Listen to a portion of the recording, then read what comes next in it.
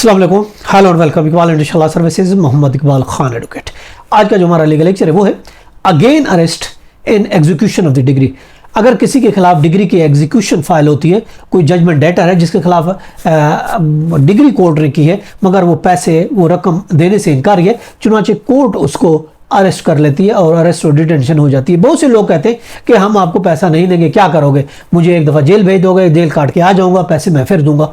देखिए कि ऐसा कुछ भी नहीं है।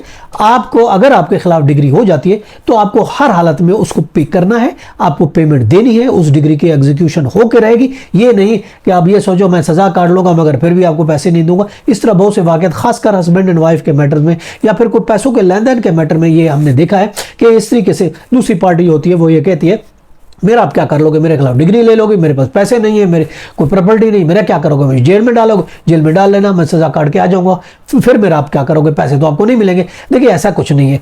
अब अगर हम बात करते हैं दूसरी दफ़ा भी उसको जेल में भेजा जा सकता है, अगेन अरेस्ट किया जा सकता है एग्जीक्यूशन ऑफ द डिग्री में। देखिए आर्डर 21 है, रूल 37 है और इस तरह आर्डर 21 है, रूल 40 है, उसका 4 है और इसी तरह आर्डर 21 रूल 41 है और इसके अंडर सेक्शन 55 या CPC अरेस्ट और डिटेंशन के बारे में इन लॉ में इन प्रोविजन में ये दी गई है कि किस तरीके से अरेस्ट हो गई और डिटेंशन किया जाएगा जो कि जजमेंट डेटर है जिसके खिलाफ डिग्री हो चुकी है।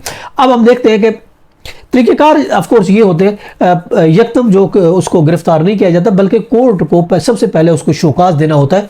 शोकाज इशू होगा, फिर उसके बाद बेलेबल वारंट होंगे और उसके बाद फिर तीसरी दफ़ा नॉन बेलेबल वारंट होंगे। डायरेक्ट किसी को एग्जीक्यूशन ऑफ डिग्री में अरेस्ट नहीं किया जा सकता। उसका एक प्रोसीजर दिया गया, उसका तरीका दिया गया कि पहले उसको शोकाज भेजें, अगर वो रकम दे देते तो ठीक है, नहीं तो फिर उसको BW यानी बेलेबल वारंट भेजें। फिर भी अगर वो कोई उस पर रिस्पॉन्ड नहीं करता, कंप्लाई नहीं करता, तो फिर उस सूरत में NBW non bailable warrant issue किए जाएंगे और उसके बाद उसकी गिरफ्तारी की जाएगी। अब जो है, अब सवाल ये क्या एक दफ़ा वो सज़ा काट के आ गया तो क्या उसको दूसरी दफ़ा गिरफ्तार किया जा सकता है? देखिए अगर एक दफ़ा कोई भी शख्स जजमेंट डेटर जो है एग्जीक्यूशन में गिरफ्तार हो चुका है तो दूसरी दफ़ा भी वो गिरफ्तार हो सकता है। ये नहीं एक दफ़ा उसने सज़ा काट दी को दोबारा वो गिरफ्तार नहीं हुआ, नहीं, ऐसा कुछ भी नहीं। वो दूसरी दफ़ा भी गिरफ्तार हो सकता है और 1 साल उसकी सज़ा है, मगर सज़ा के बाद डिग्री फिर भी मौजूद रहेगी।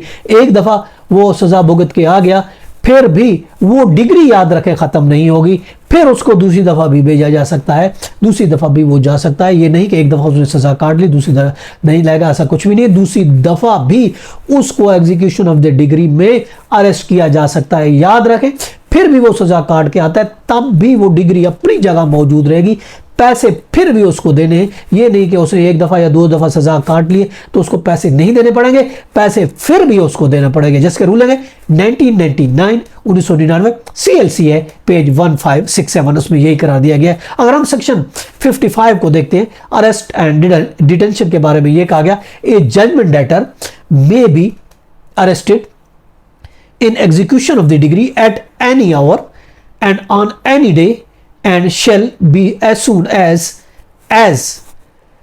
be practicable be उसको पकड़ा जाएगा और उसको ब्रॉड किया जाएगा बिफोर द कोर्ट के सामने पेश किया जाएगा, विच में एन ऑर्डर जो कि कोर्ट उसको ऑर्डर करेगी, उसके डिटेंशन के ऑर्डर करेगी और उसको जेल में सिंपल इम्प्रिजनमेंट के तौर पर उसको जेल में भेजा जाएगा और जिसकी सज़ा 1 साल से ज़्यादा नहीं होगी। ये सेक्शन 55 बोलता है CPC का। चुनांचे अगर कोई इसमें गिरफ्तार होता है सेक्शन 5 में यानी एग्जीक्यूशन डिग्री में तो उसको जेल भेजा जा सकता है और दोबारा भी भेजा जा सकता है, डिग्री फिर भी मौजूद रखेगी चाहे 2 दफ़ा भी सज़ा वो काट चुका है। ये थी हमारा आज का लीगल लेक्चर।